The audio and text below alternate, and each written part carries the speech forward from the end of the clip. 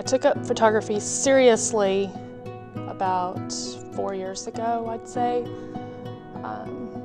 I bought a camera because my daughter started high school and I wanted to just capture her moments and memories and that kind of thing. And then people kept saying, oh, you take great photos. Do you want to take a picture of my kid? And things just kind of snowballed, and here I am. Okay, I've lived in the tri-state area for 40 years, specifically Rockport. I was born and raised there. Literally, I was born on the way to the hospital in the back of a van, in front of the drive-in. And I'm deeply rooted in the tri-state area. I have family here. That's basically what keeps me around.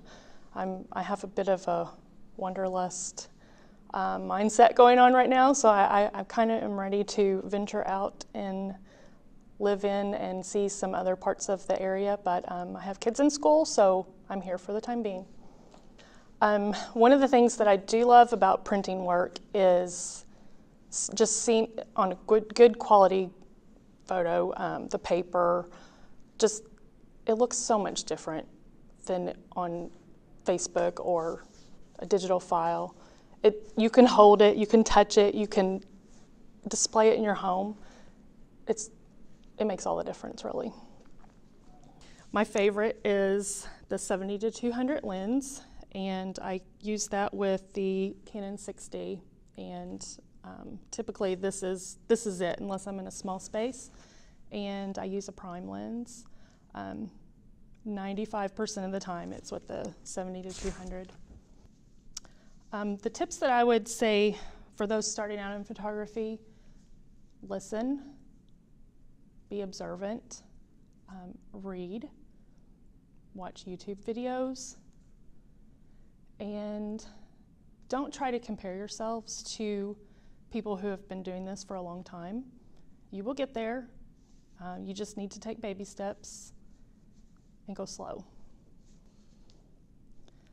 On a scale of 1 to 10, I would probably rank myself, I guess.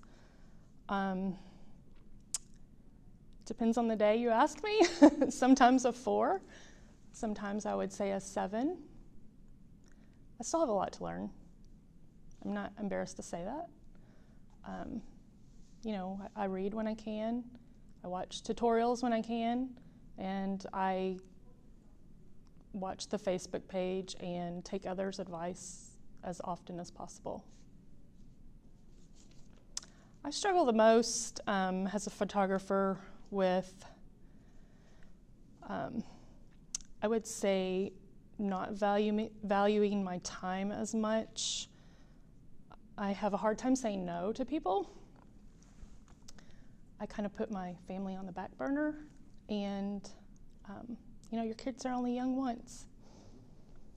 And also, when people like my work, I sometimes tend to say, oh, you like it? Here, take more. So in 2017, I'm trying really hard not to give myself away.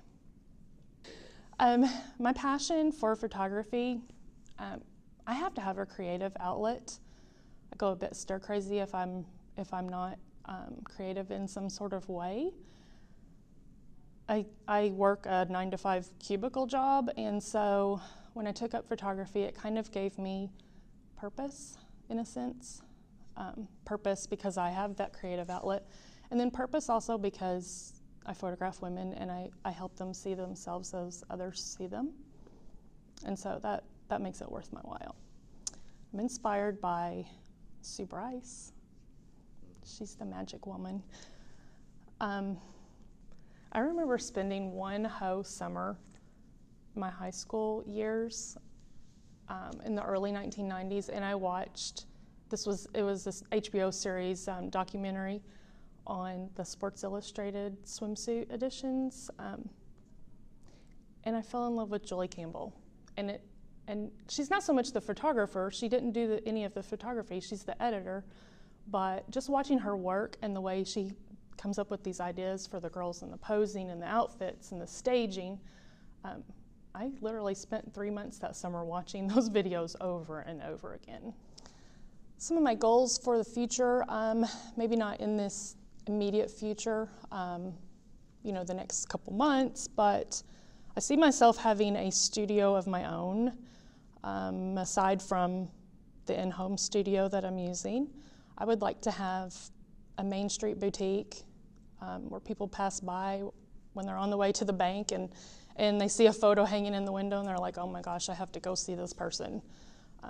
That's really my dream. I like to photograph women. I say that because it's really awesome to watch somebody's confidence boost up, and to help somebody do that, it's a rewarding thing to me. I'm a full-time working mom, wife, sister, daughter, aunt.